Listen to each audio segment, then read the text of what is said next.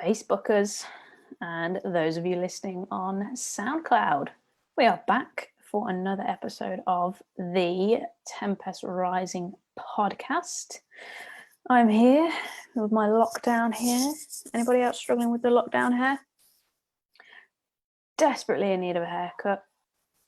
So, today's episode, past or possibility, the future exists now.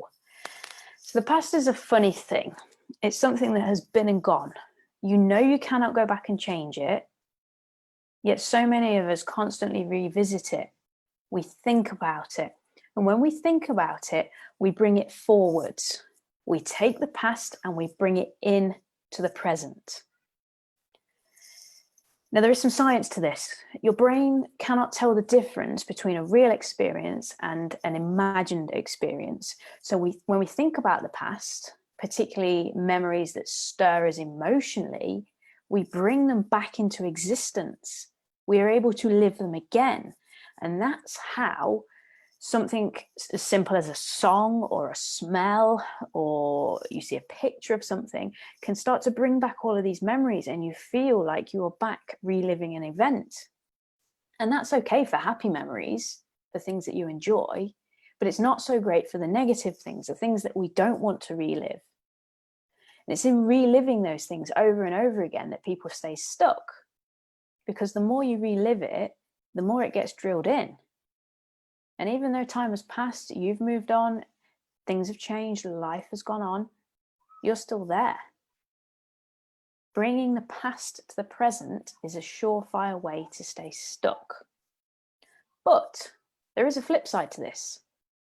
We could bring the future to the present. Now stay with me, because I know this is going to seem a little bit out there. But if your brain can't tell the difference between a real and an imagined experience, then surely we can create the future we want in our minds and then start to play it out through our actions. There are so many studies using musicians and athletes that prove the power of practicing for an event mentally. It's something that I looked into a lot when I was a golf professional. I know a lot of people who have used this. There's so many different studies. There's a particular one about a person who learned to play the piano without a piano. I can't remember the name of the study, but if anyone can remember that, drop it in the comments and let me know. But there's so many different studies that prove this, that we can extend ourselves beyond just a rehearsal to actually build a skill, to actually build something up. So if we apply that, then we could effectively engineer our entire future. I know it sounds nuts, it sounds a bit crazy, but the science does speak for itself. If we stop reliving the past and instead start to live the future, and we open ourselves up to people and places and opportunities, then our actions can bring our visions to life. You can't just sit there on your ass and imagine and wait for the law of attraction. You've got to do the work. But the work isn't possible without having a level of clarity around what you want first. In order to live the future, you've got to see it. And one of the best ways to do that is through meditation, through future pacing during meditation. You can live your ideal life each and every day in your meditations. You can pre-pave the way. You can lock in the neural pathways.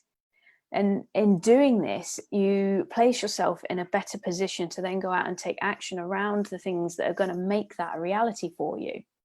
Like I said in my post the other week about the law of attraction, it's not just going to drop in your lap. It's not just going to appear magically. You've got to do the work. But the work has to be the right work under the right circumstances. Now, I meditate a lot.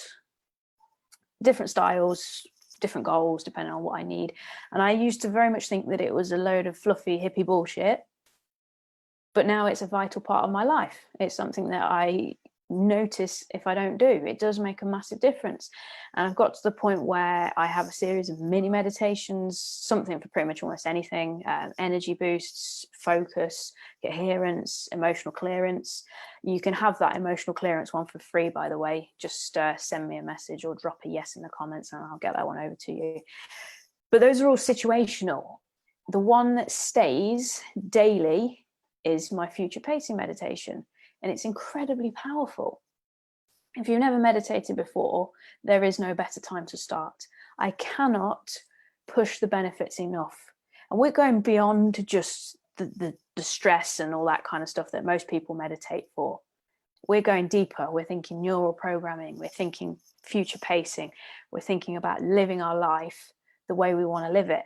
It is a tool for change. It's not just about stress reduction. It goes so much deeper than that. But you need a starting point. And that could be anything you like. But for most people, it starts with the breath. It starts with basic awareness and presence training. But if you're not sure, just reach out, let me know, and I can point you in the direction of something to get you started. And if you want the prosperity pack complete with the emotional clearance meditation, remember to drop a yes or message me and I'll get that sent through to you. If you are a meditator already and we're on the same wavelength, let me know what kind of meditations you practice in the comments. And if you're not, get started. I promise you it will make a big, big difference in your life. That's all for this week. I'll be back very soon.